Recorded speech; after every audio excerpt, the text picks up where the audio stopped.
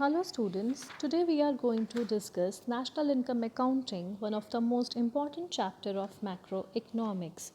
In this video, we will discuss about basic concepts related to national income accounting. These basic concepts are building blocks to understand the chapter and comprehend the numerical portion of national income. So let's start with the first building block, economic or domestic territory. We usually talk about geographical or political boundary of a country, but economic or domestic territory as used in economics is somewhat different from the geographical territory of a country. It is basically the geographical territory administered by government within which person, goods and capital can circulate freely. There are few areas within the geographical boundary which are not part of our economic territory, whereas there are other areas located outside the geographical boundary which are a part of our domestic territory. Let's try to understand it in detail. As I told you earlier, that economic territory includes the geographical boundary of the country, including territorial water and air space. You can see in the map the geographical frontier of the country along with the territorial water and air space is a part of our economic territory. But embassies, consulate, military bases of our country located outside the geographical boundary are also a part of our economic territory. Whereas economic embassies, consulate, or military bases of other countries located in our country are not a part of our economic territory.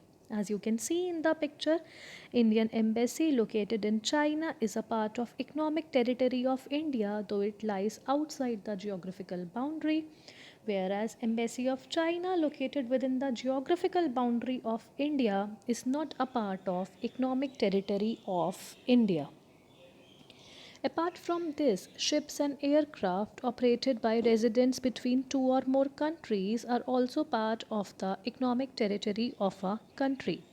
For example, you can see an Air India plane in the picture. So, passenger plane operated by Air India between India and any other country, let's say UK, is a part of domestic territory of India. Next, fishing vessels, oil and natural gas rigs operated by residents in the international water are also a part of the economic territory of the country. For example, fishing boats operated by Indian fishermen in international water of Indian Ocean are a part of domestic territory of India. I hope that the distinction between economic territory and geographical boundary is clear to you now. Coming to the next important and basic concept, normal resident of a country. Normal resident of a country is a person or an institution who normally resides in a country and whose center of economic interest lies in that country. We should keep in mind that the concept of normal resident is different from that of a citizen. A person who is not a citizen of a country can be a normal resident of that country if economic interest of that person lies in that particular country where he is staying and his period of stay is more than 1 year. However, there are certain exceptions to normal residence. Diplomats and officials of foreign embassy are resident of the country to which they belong and not of the country where they are staying, even if their stay is for more than 1 year. Commercial travelers, tourists, students, etc. are also not residents of the country to the place where they are traveling. People working in international organizations are treated as normal resident of the country to which they belong. However, if period of stay in one or more country is for more than 1 year, then they become normal resident of the country where the organization is situated.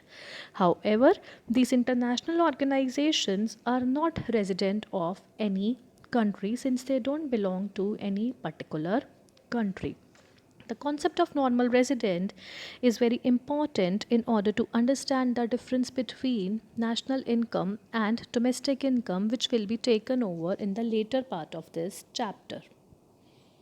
Stock and flow, another important concept of national income accounting. Stock and flow.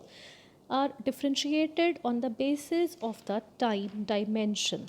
If any variable is measured at a particular point of time, then that variable is stock variable. However, if a variable is measured over a period of time, then that variable is flow variable. For example, if we say that Maruti has currently stock of 1 lakh cars as on 31st March 2020, then it is a stock variable.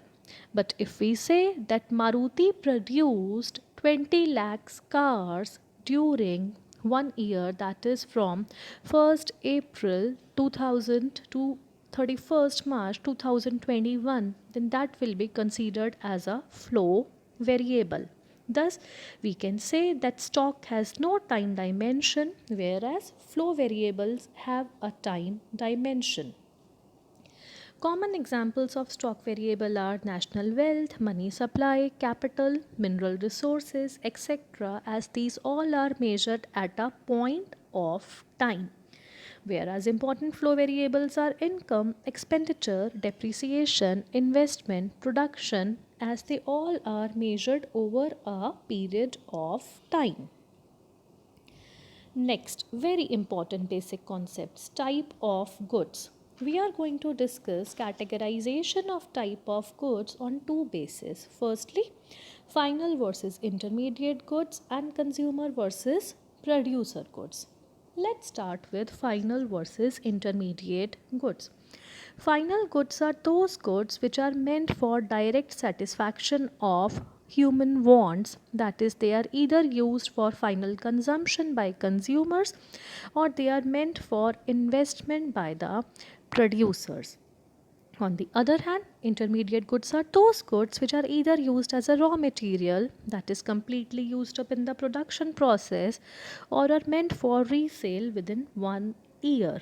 It can be seen in the picture that these colored beads, which are used to make these colored tags, are intermediate goods since they are completely used up in the production process.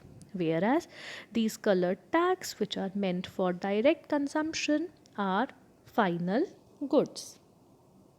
More about final and intermediate goods.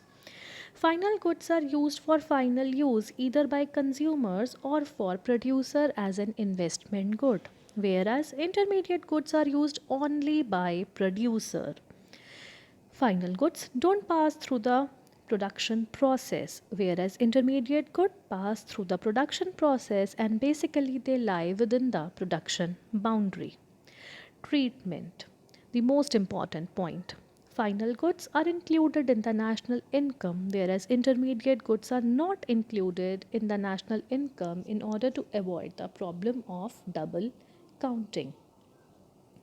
Same good can be final or intermediate, but whether it is final or intermediate depends upon the end use classification.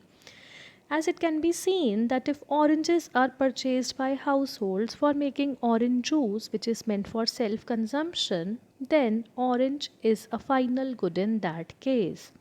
Whereas if oranges are purchased by a juice shop to make orange juice, which is meant for sale in the market, in that case, orange will be considered as an intermediate good. Thus, orange used by household for direct consumption, final good. Orange used by juice shop to make juice and sell in the market is intermediate good. Producer goods versus consumer goods.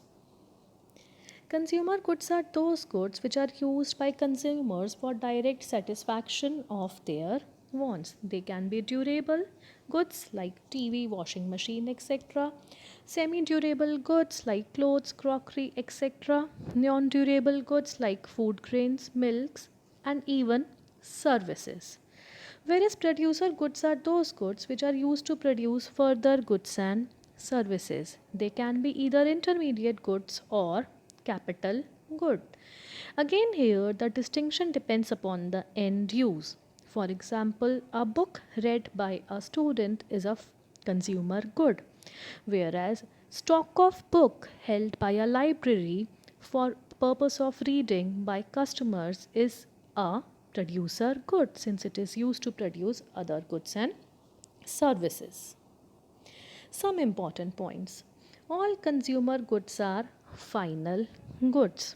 Producer goods are either capital goods or raw material as discussed earlier. Capital goods are final goods, whereas raw materials are intermediate goods, though both belong to the category of producer goods.